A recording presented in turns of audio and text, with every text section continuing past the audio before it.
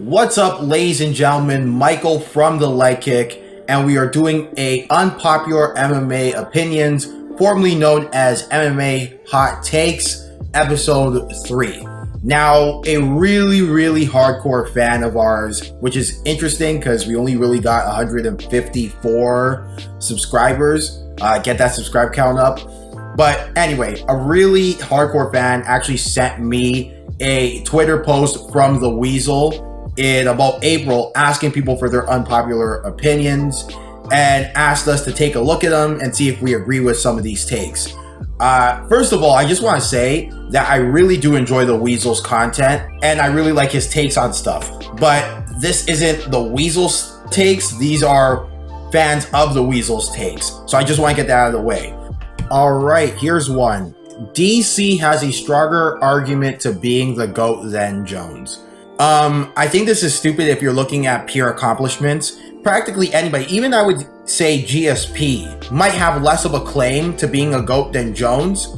But I think when you do take a look at Jones' career and the PED allegations and basically test fails in comparison to DC, GSP, Habib, so on and so forth, and all the greats, you do ask yourself some questions, especially given the fact that he didn't really have a defense for the Torino Ball and then got off, which was kind of weird. No one really ever talks about that. So yeah, I think that this gentleman is probably referring to the fact that PEDs do taint Jones' career. And from that perspective, I can see that argument. I know people, including the Weasel himself, will say he doesn't include people with PED fails on his GOAT list. So yeah.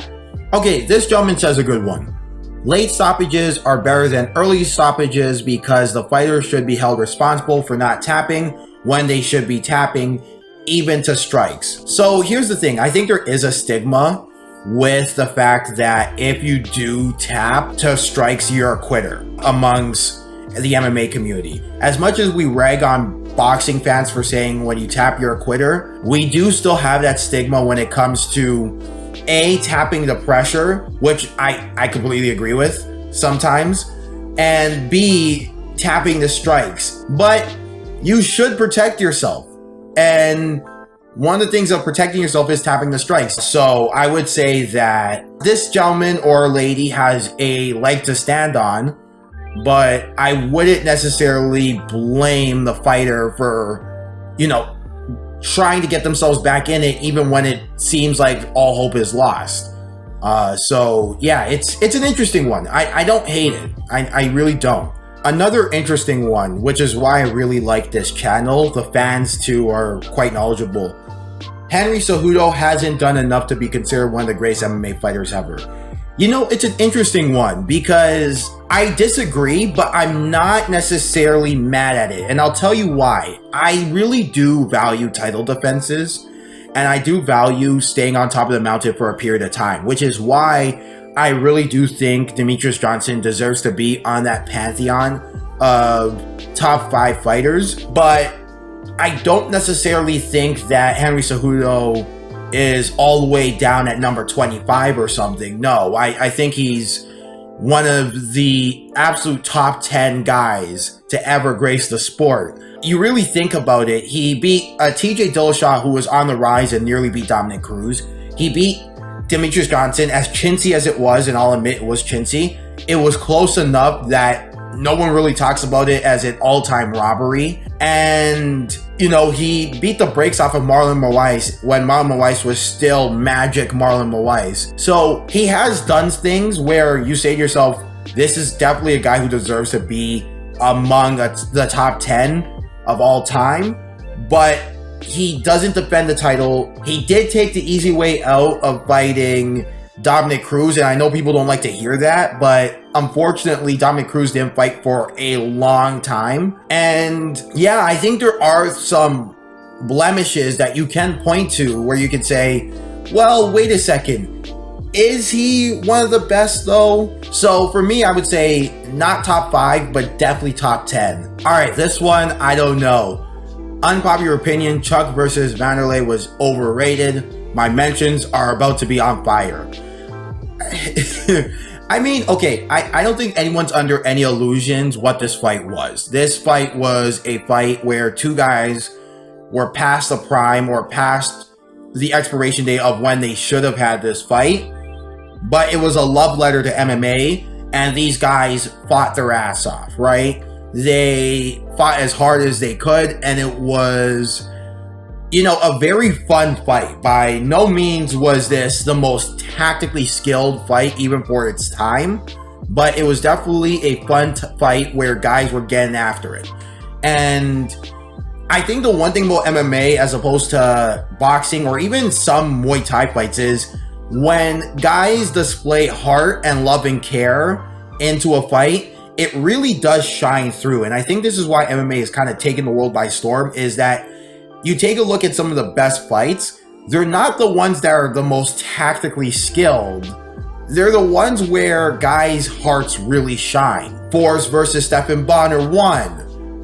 Robbie Lawler versus Roy McDonald. And this fight's another example. So I think you could say that for every combat sport, but I really think it does really shine through for MMA, where when heart is shown, it becomes a fun fight. You even see that when guys go to the ground too, for the record. I just want to point that out, that when guys display love and care and they show immense heart, it really does shine through the television screen and to the audience in attendance. Okay, Uberim was overrated. You know, this is where nuance really matters, because was Uberim's skills much better than the current Alistair Overeem skills? No, I think Alistair Overeem, from a skill and technical perspective, is the best Alistair Overeem we've ever seen, with the exception of some things here and there. But that's the thing. The physical attributes and the physical tools have clearly diminished. So I feel like if the old Alistair Overeem or Uberim and current Alistair Overeem did some sort of Dragon Ball Z style fusion, you would get a very, very formidable guy. So yeah, unpopular opinion, Barao versus TJ Upset is overrated. This one I think has to be a recency bias, and really speaks to the way MMA fans are, where they have a very short memory. A lot of people forget just how dominant Renan Barao was and the run that he was on. It was insane. And I think maybe a video is in order to kind of show that, because as he went along and he, you know, lost to TJ, it was a completely different guy. Now, a lot of people will have their speculations as to why that is. And maybe it's a confidence thing. Maybe it's something more. I'm not going to get into that. I think people know where I'm going with it. But when Renan Barao was on top before that TJ Dillashaw fight, this guy was something special. And I remember doing a broadcast where I didn't even mention TJ Dillashaw. We all knew who he was. We knew what he was about. We saw him at Team Alpha Male, but I just kind of took a look at both these guys. I was like, this is going to be a coming out party. He's going to be a Team Alpha Male guy.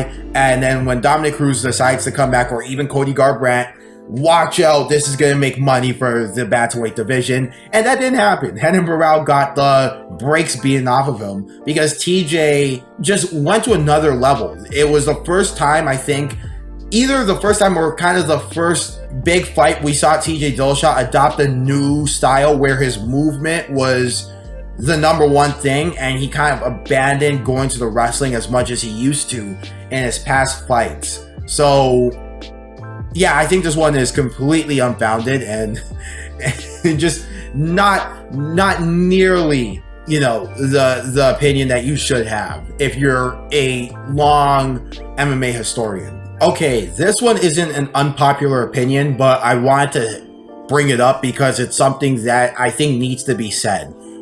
Reebok attire set back fighter individualism and sport expanding further faster. People connect with fighters.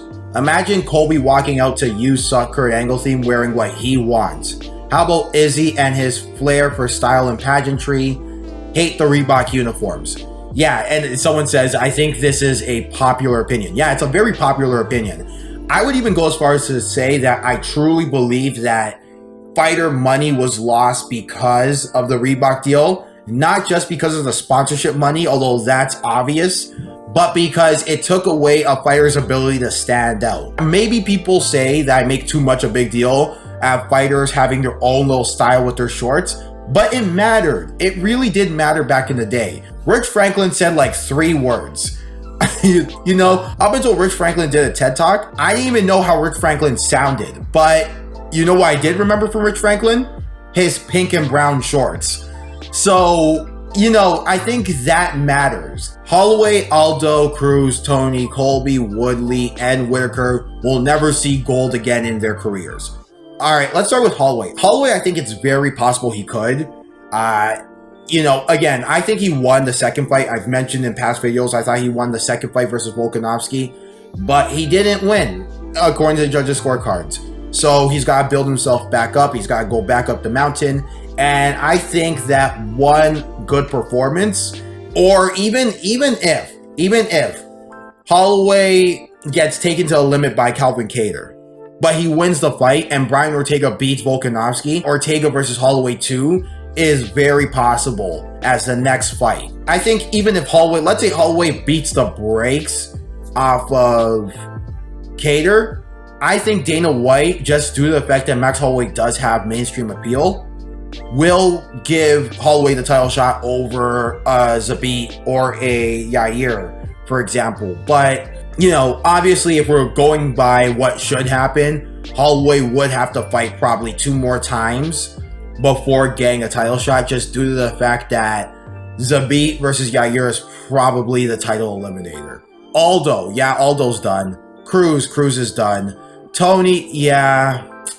And that's sad because Tony deserved a championship reign at some point. And it's unfortunate, but I think that when you do take a beating like he did against Justin Gaethje, very rarely are you going to see a resurgence where it leads to a championship. And I'm not saying that Tony is the underdog versus anybody, absolutely not. But to say that his chin is still going to maintain what it was before that Justin Gaethje fight, I think is absolutely foolish. That's not going to happen. And I think he will get cracked a lot more. I wouldn't necessarily say he's going to get knocked out brutally in his next fight. But I do think, though, that, you know, saying a championship is in his future, yeah, I don't think it's going to happen. Especially given the fact that the UFC does give him the short end of the stick a lot of times. Colby. No, I think Colby can realistically win a championship. I really do. I think Kamaru Usman and Colby Covington had a very competitive fight that, you know, a couple exchanges go Colby's way. And realistically, I could definitely see a 3-1 score going into that 5th round. It wasn't a blow up by any stretch of the imagination. Woodley's done. Whitaker, I don't think Whitaker is done. I think Whitaker realistically can still win a championship, all things being equal. I still think Whitaker's style is a hard counter to Israel Adesanya's style, in the sense that I saw Calvin Gastelum employ some sort of similar tactic where you're pot-shotting Israel Adesanya, right? You're beating him to kind of the punch almost, and it worked.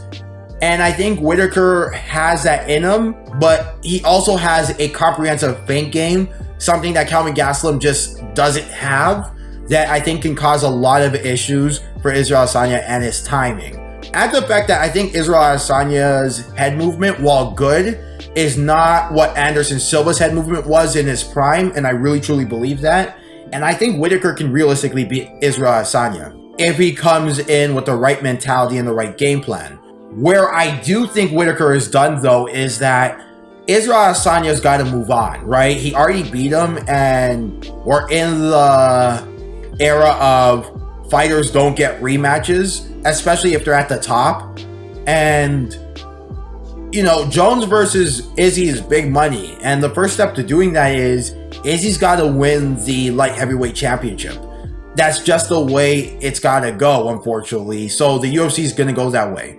Now, if it were up to me, I say absolutely not. First fight of the new year, Izzy versus Robert Whitaker, or if Whitaker can't make that date, sometime in February, right? I am in no illusion that that should be the thing to do. But as a businessman, what I would say you should do is get the belt off Jan as soon as humanly possible with an Izzy versus Jan fight, and then have 4 months of just epic trash talk between Izzy and John Jones. Which is why I'm not stupid to what the UFC is trying to do with this Jan versus Izzy fight. Okay, last one. Jose Aldo is extremely underrated, deserves to be GOAT talks more than, say, Fedor or DC. He had me in the first half. Not gonna lie. Look, I think Jose, Fedor, and Anderson suffer from this, where they have a prime, and then when they fell off their prime, that diminished their legacy. But I don't think it matters. However, where I do kind of give Anderson and Fedor the edge is that they captured the imagination of their fans and the MMA world, and Jose Aldo just didn't. I remember there were fights, particularly the Chad Mendes, the second Chad Mendes fight, where you said Jose might be slipping a little bit. And, you know, a lot of people forget that. Anderson Silva, that was not a conversation. Not a conversation. That Chris Weidman fight came out of nowhere. The Chael Sonnen fight, you were shocked until you found out Anderson had a broken rib and Chael tested positive for PEDs.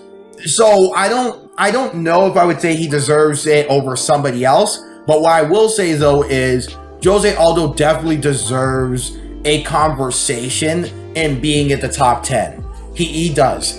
And I think it's an absolute shame that the UFC Hall of Fame isn't the MMA Hall of Fame, because chances are Jose Aldo's not going to go into the UFC Hall of Fame, and he should. He absolutely should. Which is why I think they should make an MMA Hall of Fame immediately. Have MMA writers, like let's say your Luke Thomas, Errol Hawani, Karen Bryan, Brett Okamoto, Aaron Brodstetter, so on and so forth, have votes, right?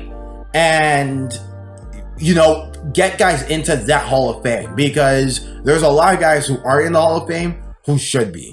And, you know, that's an absolute shame. Like a Frank Shamrock, but that's another conversation for another time. Okay, this was Unpopular MMA Opinions episode 3. Be sure to like, share, comment, and subscribe, please. Until next time, I'm Michael from the Lakey, and please stay safe.